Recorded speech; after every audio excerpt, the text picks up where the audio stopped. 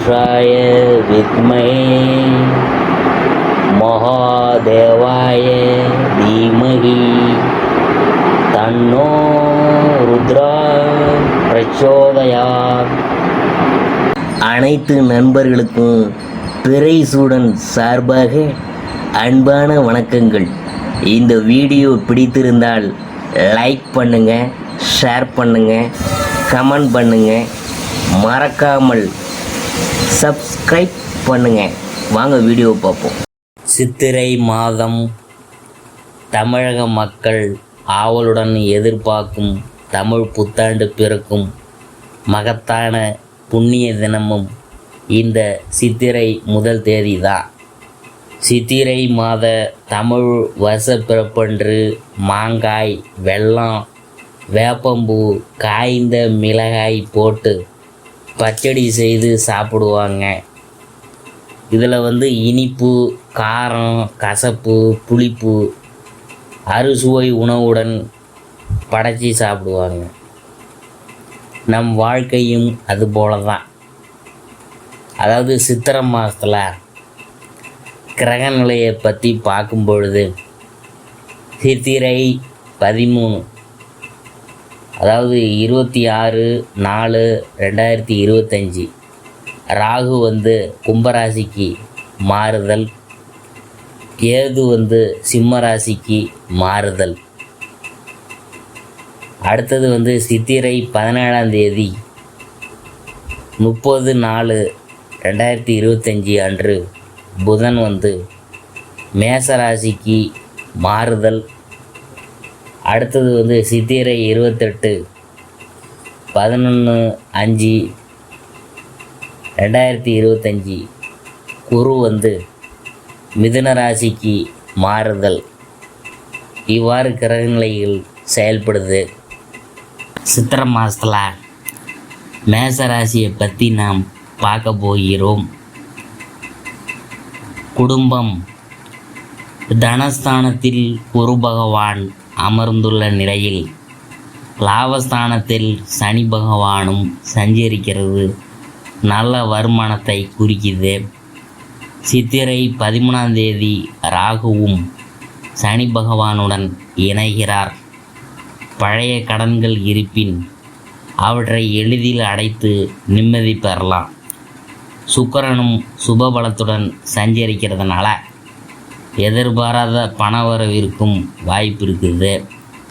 குடும்ப சூழ்நிலை மகிழ்ச்சியை அளிக்கும். சுப நிகழ்ச்சிக்கும் சுப செலவுகளுக்கும் இருக்கும். திருமண முயற்சிகளும் ஏற்ற மாதம் இது. கன்னியருக்கு மனசுக்கு மகிழ்வை அளிக்கும் நல்ல வரன் அமையும். பலருக்கு சொந்த வீடு அமையும் யோகமும் இருக்குது. வெளியூர் பயணங்கள் லாபகரமாக இருக்கும். ஜென்ம ராசியில் சூரியன் உச்சபலம் பெற்று திகழ்வதாலும் அர்த்தாஷ்டகத்தில் செவ்வாய் நிலை கொண்டிருக்கிறதுனாலும் உஷ்ணம் சம்பந்தமான பிணிகள் உடலை வருத்தம். அடுத்தபடியாக உத்தியோகம், அதை பற்றி பார்க்கும் பொழுது கிரகநிலைகள் மிகவும் அனுகூலமாக அமைந்திருக்கிறது.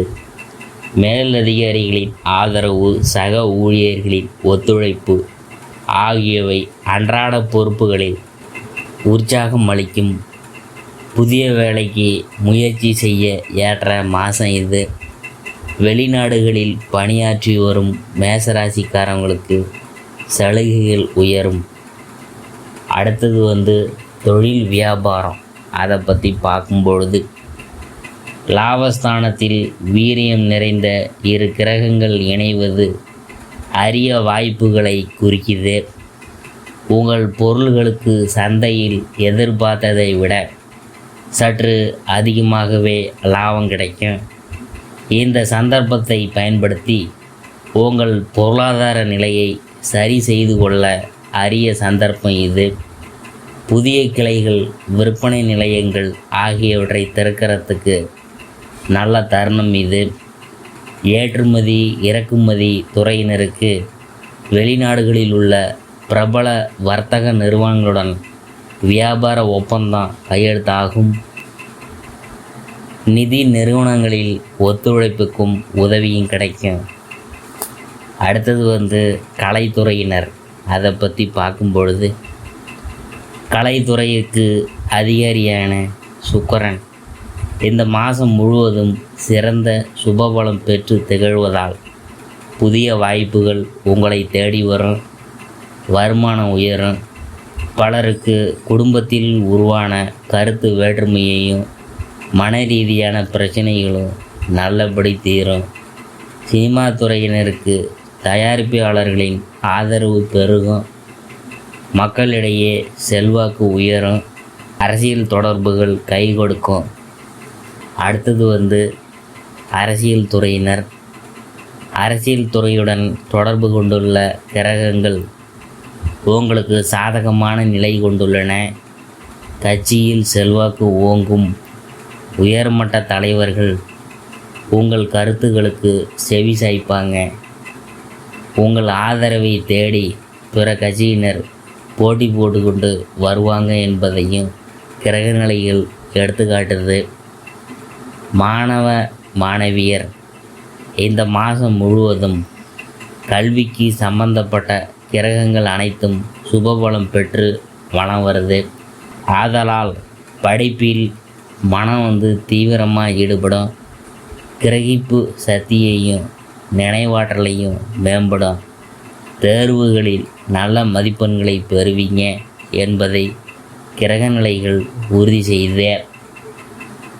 உயர்கல்விக்கு நிதி உதவி எளிதில் கிட்டும்.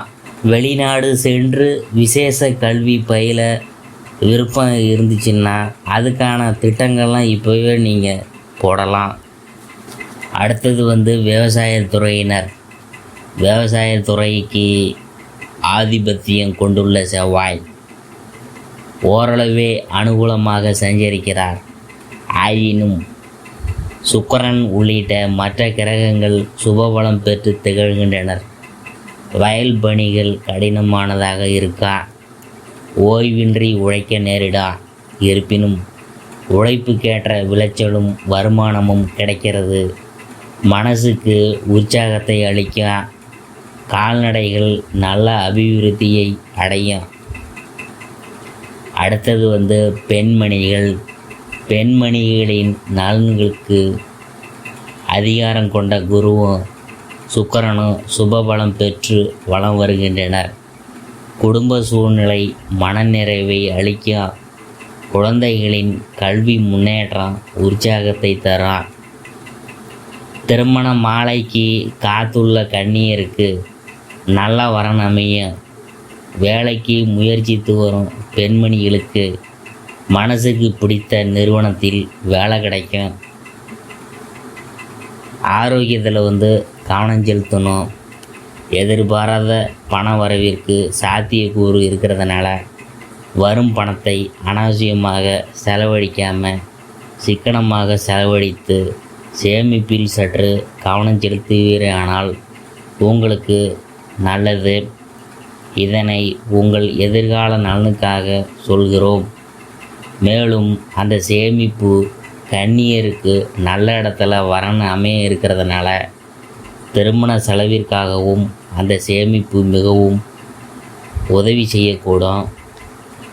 பரிகாரம் என்னன்னு பார்க்கும் பொழுது, சனிக்கிழமையில் அருகில் உள்ள ஆலயம் ஒன்றில் மாலை நேரத்தில் தீபம் ஏற்றி வரணும்.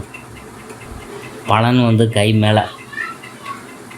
கோயிலுக்கு செல்ல இயலாதவங்க அவரவர்களின் வீட்டு பூஜை அறையில் இந்த பரிகார தீபத்தை ஏற்றி வந்தாலும் அதே புண்ணிய பலன்களை பெற்று மகிழ்ச்சியையும் மனநிறைவையும் அடையலாம்.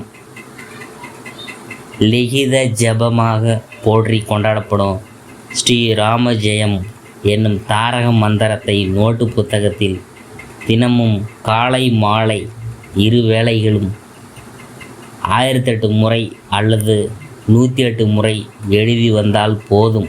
அனுகூலமான தினங்கள் சித்திரை 1, 5 to 10, 14 to 17, 22, 23, 26 to 28. சந்திராசிரம தினங்கள் சித்திரை 2 இரவு முதல் 4 வரை. மீண்டும் 29 பின் இரவு முதல் 31 வரை.